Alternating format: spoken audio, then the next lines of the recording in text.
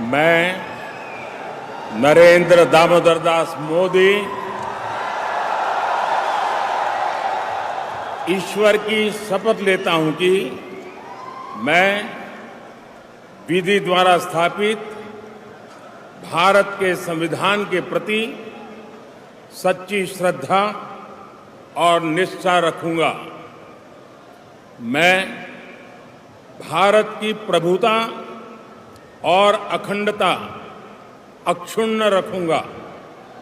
मैं संघ के प्रधानमंत्री के रूप में अपने कर्तव्यों का श्रद्धापूर्वक और शुद्ध अंतःकरण से निर्वहन करूंगा तथा मैं भय या पक्षपात, अनुराग या द्वेष के बिना सभी प्रकार के लोगों के प्रति संविधान और विधि के अनुसार न्याय करूंगा।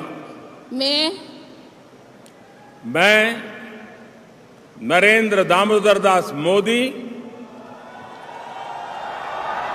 ईश्वर की शपथ लेता हूं कि जो विषय संघ के